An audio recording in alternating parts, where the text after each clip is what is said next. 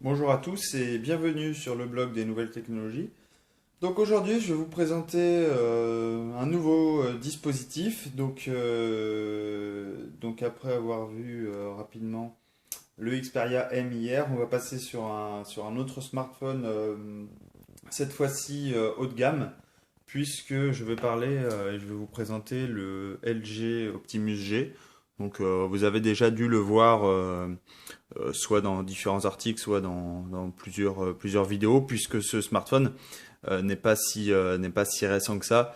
Il a été dévoilé de mémoire en août 2012, mais il est arrivé en France à peu près au début d'année 2013. En fait, ça a été un peu flou, puisque donc en 2012, il a été lancé notamment en Asie et il me semble aux États-Unis. Et donc il est arrivé en France, oui c'est ça, en 2013. Et on a vu avant le Nexus 4, donc comme vous allez voir, qui est un peu le modèle copié de ce LG Optimus G, puisque le Nexus 4 a été révélé quelques mois après, en novembre. Et donc du coup, il s'est fortement inspiré de ce Optimus G. Donc vous n'allez pas être dépaysé en fait en voyant ce smartphone. En revanche, il a une conception assez sympa et c'est pour ça que je me suis dit qu'il serait peut-être intéressant de vous le présenter, même si vous l'avez déjà vu. Donc ici, un packaging, rien de bien spécial. C'est une boîte blanche. Je pense que c'est la boîte qui tourne pour les tests et donc du coup, ça sera pas, je pense pas que ce soit le packaging que vous avez quand vous achetez le smartphone. Donc, si on regarde dedans, donc on a notre fameux LG Optimus G. Donc, j'y reviendrai bien sûr par la suite. Et dans la boîte, qu'est-ce qu'on retrouve d'autre? Donc, on retrouve du câblage classique, c'est-à-dire un cordon pour relier notre smartphone à la prise murale. Ici, un embout mini USB. Donc, ici, LG a opté pour un chargeur directement entre guillemets monobloc, c'est-à-dire qu'on a le câble associé avec la prise, alors que d'habitude on se retrouve avec un mini USB et prise murale différent, mais je suppose que soit c'est dans la boîte de test, soit c'est commun à tous. Là je peux pas vous dire, mais voilà. Je suppose que dans la boîte originale aussi on retrouve une paire d'écouteurs, enfin tout ce qu'il y a de classique, tout le packaging complet on va dire d'un smartphone. Donc voici le LG Optimus G.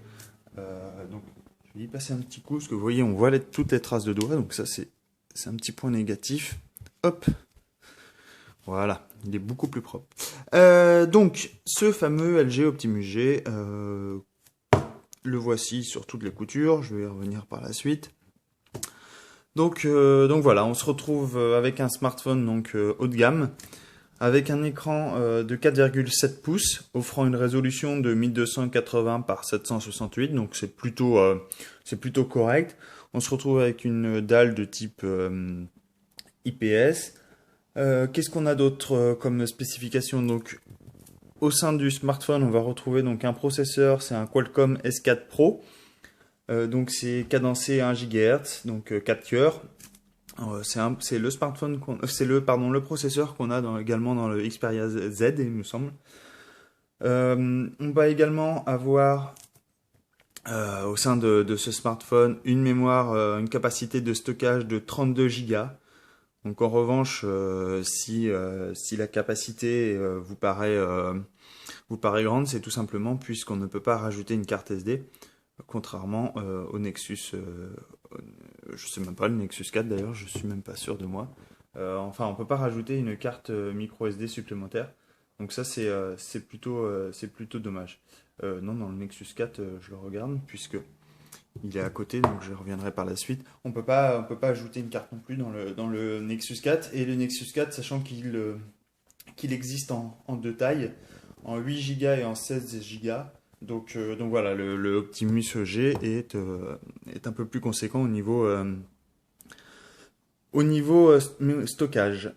Concernant les dimensions, donc on a une hauteur de 131,9 mm, 68,9 mm de large et une épaisseur de 8,5 cm, donc qui est tout à fait honorable pour un smartphone et qui permet une très bonne prise en main, on peut le dire, de ce smartphone. Concernant le poids, 145 grammes, c'est large, c'est très correct pour un dispositif de cette taille. Voilà, concernant en gros les caractéristiques, les grosses spécifications, je reviendrai sur des petits points quand je vous présenterai le mobile. Donc d'ailleurs, en parlant de mobile, donc ici sur la face gauche, qu'est-ce qu'on retrouve? Donc on retrouve le bouton de volume en haut, ici. Et ici on va retrouver donc une petite trappe qui est accessible donc par un petit trombone, enfin par un petit truc piquant qui va nous permettre de déloger donc la carte SIM. L'emplacement de la carte SIM se fait sur ce côté gauche. Sur le dessus du smartphone, donc on va retrouver le classique prise casque audio, donc prise 3,5 pouces, donc prise jack. Sur le côté gauche du smartphone, on va retrouver un seul bouton qui est en haut et qui va nous permettre donc d'allumer ou d'éteindre notre smartphone. Et enfin, donc si la caméra veut bien, voilà, on va retrouver, bon, c'est pas top, je m'attendais à une qualité un petit peu mieux. On va retrouver donc ici au plein milieu donc l'embout micro USB donc pour recharger votre smartphone ou le relier à votre ordinateur.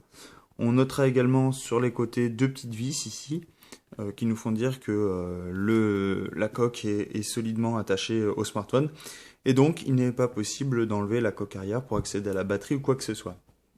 Donc ça c'est plutôt un petit inconvénient du côté de ce smartphone, c'est qu'on ne peut pas enlever la coque contrairement à d'autres smartphones type Samsung où là on a accès directement à la batterie.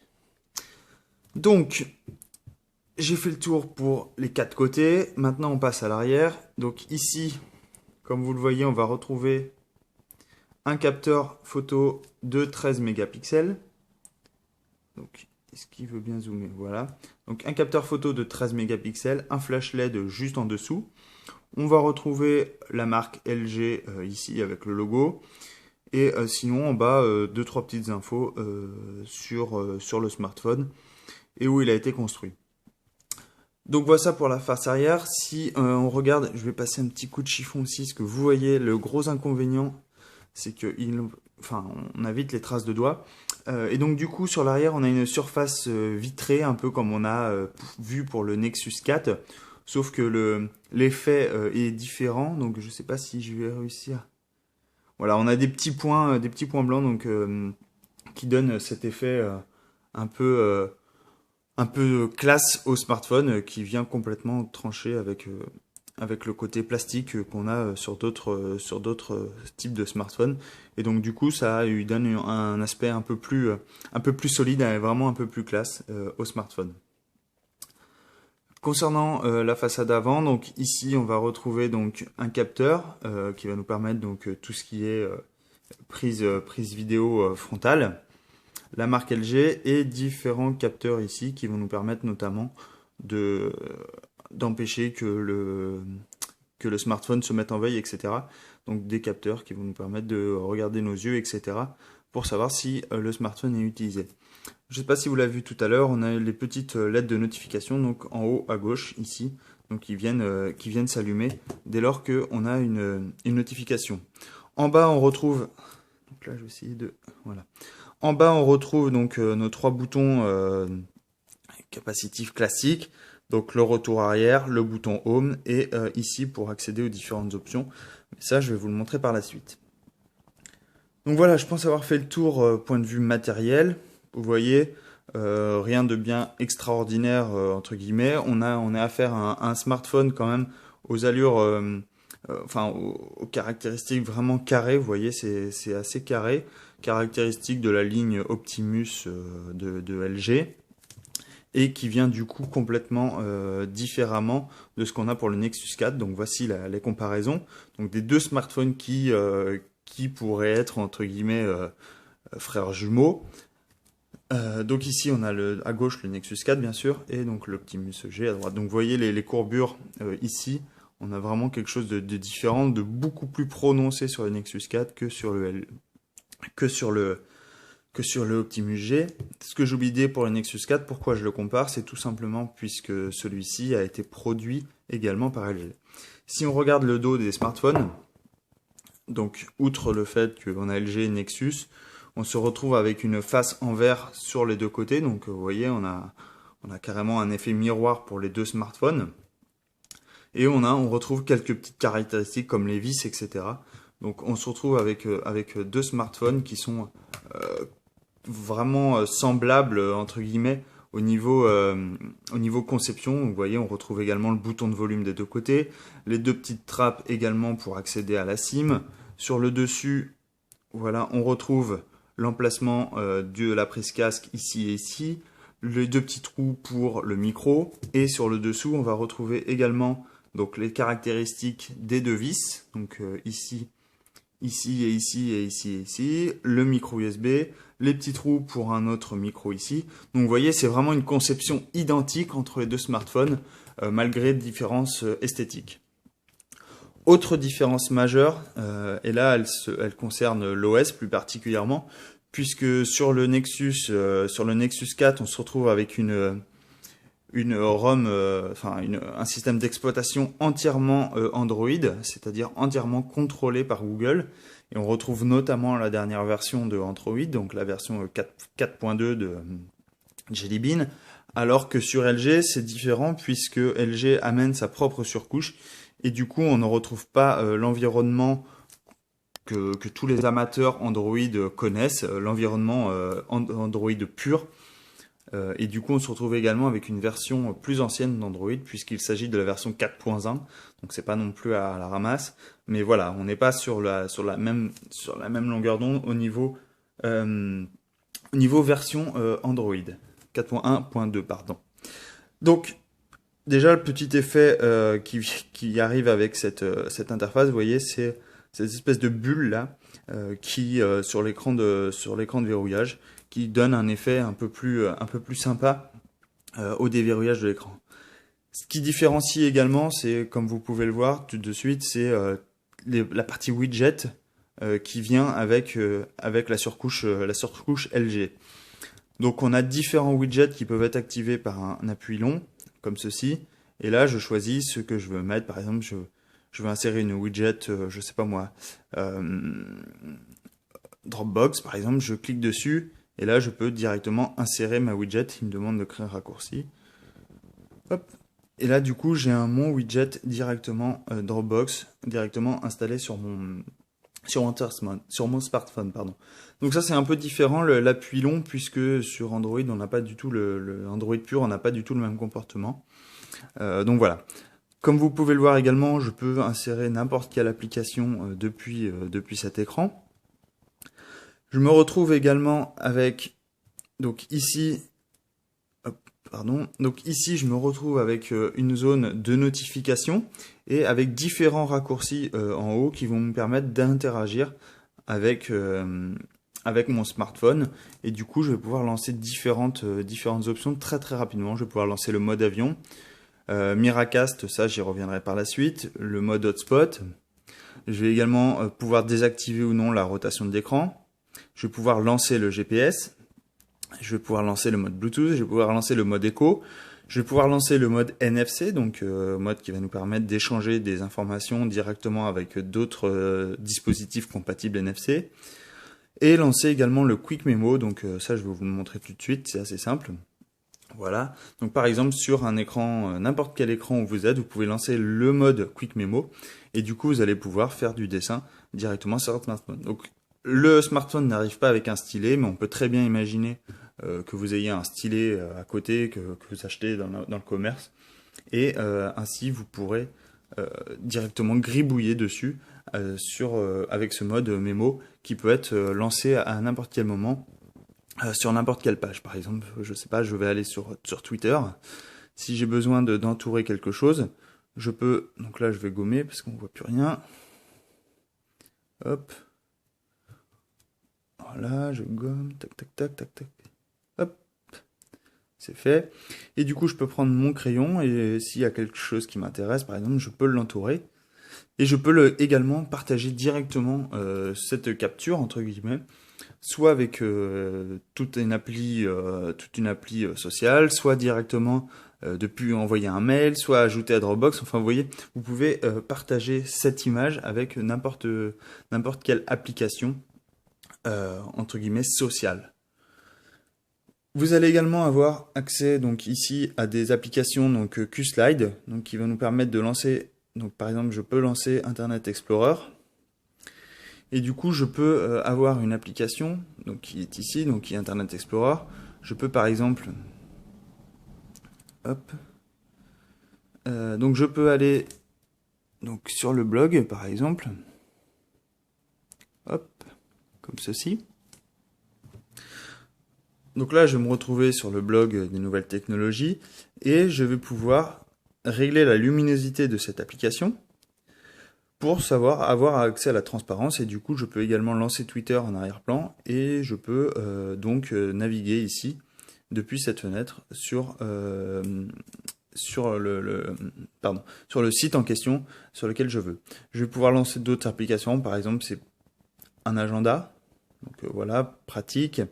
Je vais également pouvoir lancer la calculatrice. Donc si vous êtes en train de faire vos impôts derrière, etc. Vous allez pouvoir lancer directement le mode calculatrice et tout un tas d'applications donc directement, que vous y avez accès directement depuis ce QSlide Apps.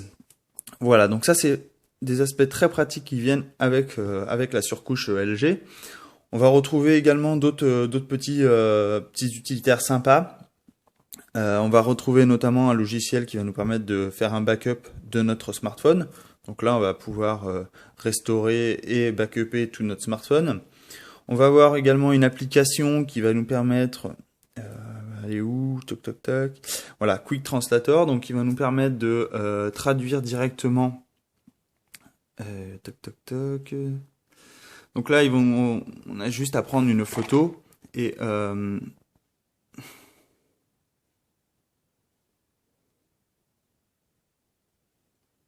comme ceci. Et en fait, ça va directement traduire les informations donc qu'il déchiffre. Voilà, mais là j'ai mal réglé l'application. Donc si je reviens ici, je veux en français et je veux de l'anglais par exemple.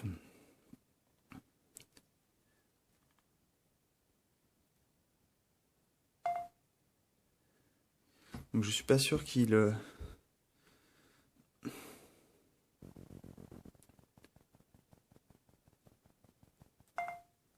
voilà. En gros, voilà, il a récupéré les informations. Donc là, c'est de l'anglais, effectivement. Il faudrait que je prenne un autre texte. Tiens, je vais prendre une publicité que j'ai reçue. Tac. Et donc, si...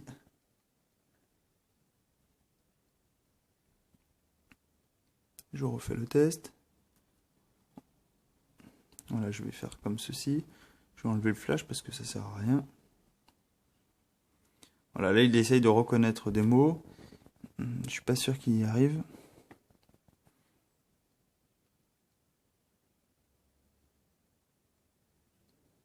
Ça marche jamais dans l'effet démo, c'est incroyable.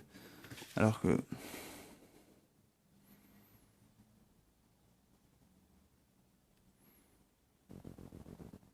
je vous assure, c'est censé bien marcher. Mais là, j'ai toujours le même problème. J'avais eu le même problème avec le Galaxy S4. Donc soit... non, il veut vraiment pas. Donc je sais pas. Enfin bref, ça marche. J'ai testé, ça marchait. Donc je suis un peu dégoûté. Mais voilà, croyez-moi, ça marche. Donc ça permet de directement traduire du texte depuis une photo. Vous allez également avoir accès à d'autres applications. Donc une radio FM également. Les mises à jour logicielles, bien sûr. Différentes informations comme le Smart World, donc en gros qui est le market LG, donc qui va nous permettre de télécharger des applications. Vous allez pouvoir également charger, donc si ça veut bien marcher, donc vous allez pouvoir télécharger des applications qui sont spéciales LG. et d'autres petites choses bien sympas depuis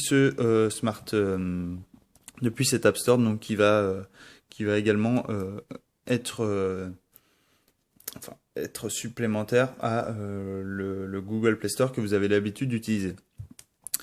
Vous allez également avoir accès au Remote Call Service. Alors, qu'est-ce que ça permet ça? Diagnostic et la prise en main à distance de votre portable. En gros, le conseiller va prendre la main sur votre portable. Non, j'ai pas besoin. Donc en gros, c'est pour prendre assistance, pour obtenir une assistance à distance. Donc ça, c'est cool. Je savais pas. Donc en gros, si vous acceptez, vous demandez une prise en main, un opérateur peut prendre la main à distance sur votre smartphone, mais j'ai pas vraiment envie. Donc voilà pour la prise en main. Sinon, vous allez retrouver que je pense avoir fait le tour. Qu'est-ce qu'on a d'autre intéressant? On a un éditeur de vidéo ici, donc si vous êtes amateur de vidéo, vous pouvez directement ajouter. Ouais, j'ai pas de vidéo qui a été tournée, c'est un peu dommage. Donc bon, je peux rien vous montrer. Mais en gros, c'est un petit éditeur vidéo sympa. Qu'est-ce qu'on a d'autre? Qu'est-ce que j'ai d'autre à vous montrer? On va retrouver donc FileShare, donc on l'a déjà vu à plusieurs reprises, donc il va vous partager des fichiers avec d'autres appareils, donc que ce soit des images, des vidéos, de la musique ou des documents. Vous allez pouvoir envoyer des fichiers multimédia via FileShare. Donc du coup, ça m'a désactivé mon Wi-Fi. Je vais le désactiver ce truc. Voilà. Ensuite, on a différentes petites trucs, comme par exemple la gestion des fichiers. Donc bon, si vous utilisez une application dédiée, très bien. Mais là, je suis assez content que ça vienne par défaut, puisqu'on a toujours besoin d'aller dans la carte SIM pour soit installer nos propres applications, etc. Donc ça, c'est plutôt sympa. On va également retrouver une application donc carnet, donc qui va nous permettre de dessiner ou d'écrire des notes. Donc là, ils expliquent comment ça marche, voilà, toutes les propriétés, etc. Donc, en fait, c'est celui-là, je me suis fait avoir. Est-ce que je peux... Tac. Donc, je vais dire une page vierge. Et là, vous allez pouvoir donc annoter tout ce que vous souhaitez. Donc ça sera vraiment utile, mais on aura apprécié également avoir un stylet, puisqu'il n'y a pas vraiment d'utilité au doigt. C'est un peu compliqué, à moins que vous êtes très fort dans le dessin à la main, mais sinon ça n'a pas vraiment d'utilité comme ceci. Voilà concernant la partie découverte de Android avec la surcouche LG. Je reviendrai bien sûr dessus comme d'habitude dans un article précisant comment utiliser notre smartphone, ce que je ressentis à l'utilisation par rapport au Nexus 4 notamment, que j'utilise régulièrement. Donc ici, pour finir, donc on se retrouve avec les paramètres classiques d'Android, mais avec une petite surcouche LG par-dessus, donc qui vient nous donner différentes informations. Et comme vous le voyez ici, pardon, c'est pas là, c'est dans Informations sur le logiciel, donc on se retrouve bien avec Android 4.1.2. Voilà, je pense avoir fait le tour. Si vous avez des questions comme d'habitude, n'hésitez pas à me les poser, je tâcherai d'y répondre. Et voilà, donc je vous dis à très bientôt pour de nouveaux tests. Le prochain test, pour ceux qui seront au rendez-vous, je vais pouvoir tester le Chromebook, donc notamment avec le dernier Chromebook de chez HP. Et donc ça risque d'être plutôt sympa. Donc je vous dis à très bientôt et encore merci LG pour ce test. Et à bientôt, au revoir.